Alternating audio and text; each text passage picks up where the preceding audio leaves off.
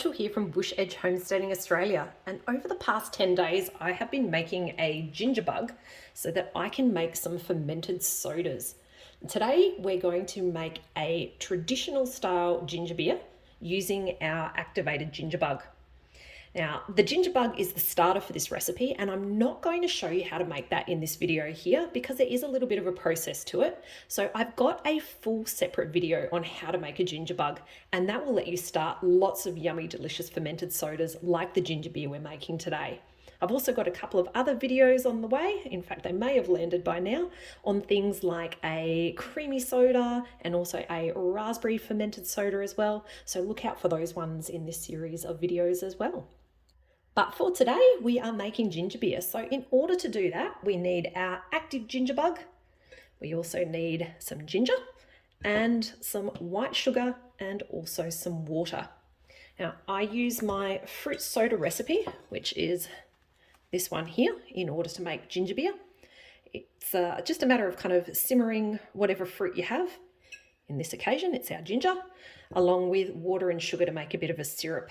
And then after that, we cool it, we add some ginger bug, and that will go into some bottles, which will then start to ferment. And as it does that, it will carbonate in the bottle. So let's show you how to do that. And to start off, we need to make that syrup with the ginger. So let's move over to the stove to do that. I'm making 3 different sodas today, so I actually don't want to do the full batch that I would normally do with 2 litres of water. I'm actually going to do a 1 litre batch, which will fill one of my bottles.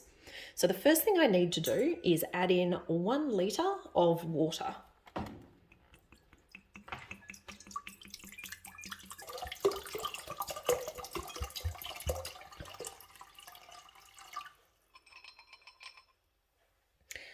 Then we add in our ginger, and there's probably about, I don't know, maybe 3/4 cup of ginger there.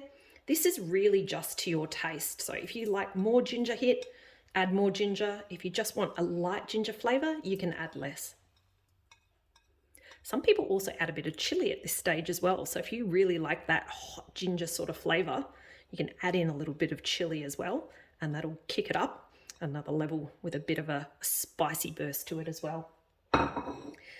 Next, we want to put in our sugar. So again, I'm just doing a half batch today, so I only want to put in a 1/2 cup of sugar. And then what we're going to do is stir this up, heat it up, and turn this into a bit of a light syrup. Now remember, you're not making a jam here, so you're not trying to bring this up to a temperature where there's a gel point or anything like that. In fact, a lighter temperature on this is always better. So just a bit of a simmer to try and really bring out the flavour of that ginger into the syrup, and also of course to dissolve all that sugar. So you can see that's beautiful and steamy now, and all of our sugar's dissolved. So that means it's now time to turn this off and also just take it off the heat so that that can start to cool down. And I do want to leave that for a little while, because what's going to happen is that wonderful ginger is going to continue to infuse that flavour into our soda base. Our ginger syrup has infused beautifully with that flavour, and all that sugar has dissolved and it's now cooled down, which means it's time to bottle it up and also add in our ginger bug to activate it.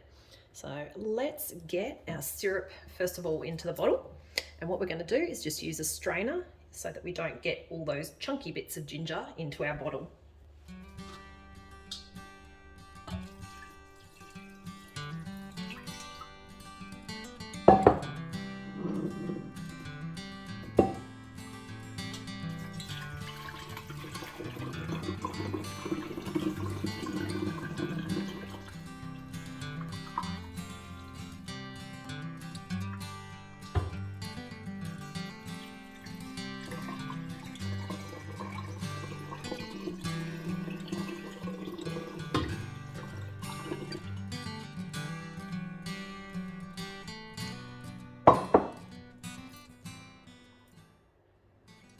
Now, I'm not going to waste all these bits of ginger that are left, because you do build up a bit each time you make some of this ginger soda.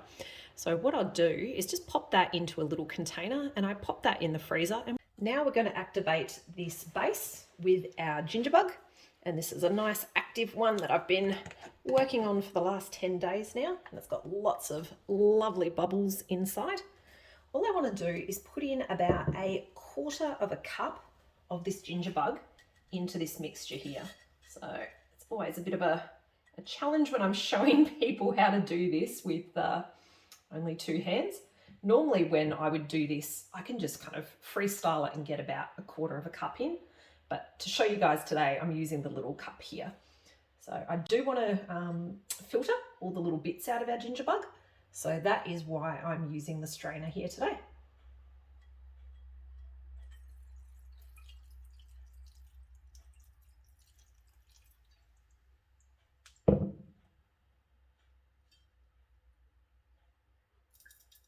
There we go. So we've got our 1/4 of a cup of our ginger bug starter.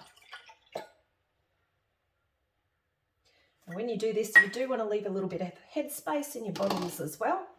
And then we just cap it off and we'll pop this in a spot where I can keep a bit of an eye to it. Now, the reason for that is I do want to check this every day and open this lid. And that's to stop too much pressure from building up in our ginger beer. So what will happen over the next 2 to 3 days, all the wonderful bacteria and yeast that we've had in this ginger bug will start to eat the sugars that we've put into this ginger beer. And as it does that, carbon dioxide will start to be produced. That will build up in the bottle. And what we want is actually a bit of pressure to form in here, because that's what actually causes that carbonation. But we don't want too much, otherwise you may have seen on some posts that other people have done or on social media that people have had exploding bottles. And that's what happens when you have too much pressure building up in your bottles. We don't want that. So that's why you do, for safety's sake, need to just make sure you pop this lid each day, just so that you don't get that excessive pressure build up. So I'm going to keep this ginger beer here on my bench to start fermenting. And in 2 to 3 days, depending on how warm it is, that will be ready to drink. There's a bit of activity around the house, so apologies for all the background noise, but I did just want to show you burping. As I mentioned, we do need to make sure that we release the pressure on these bottles once a day, and we just do that by kind of opening the bottle a little bit and closing it again. And that way, if there was any crazy build-up of pressure in here, that would have been released. Here we are at day 3 of fermentation, and it's time to give our ginger beer a bit of a taste. So let's pop the lid.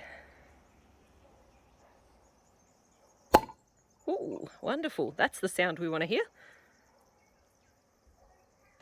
And there's our bubbles. Now I'm doing it outside because sometimes when you pop one of these sodas, they can be a little explosive and end up bubbling out the top. So it's always good to do this in a spot like your sink or somewhere where you don't mind getting a little bit of soda spilling out. But today that was kind of the perfect pop. All right, let's pour ourselves a drink.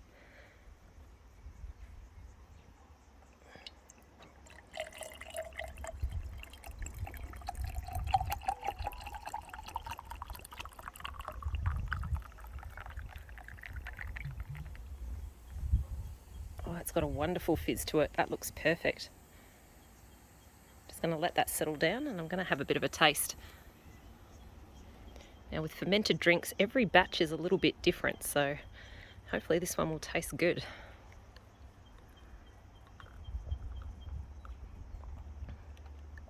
Oh, that one is really good. There was quite a bit of a ginger hit in that one, so that's great. And it's also got that little bit of a sourness that you get with your fermented drinks, but not too much. It's still super sweet, so it is a soft drink type taste. And of course it's got that wonderful ginger and lots of nice carbonation. So that is going to be my drink out here on the deck with a bit of company. Hubby gets one too. Hopefully you enjoyed hearing how to make ginger beer.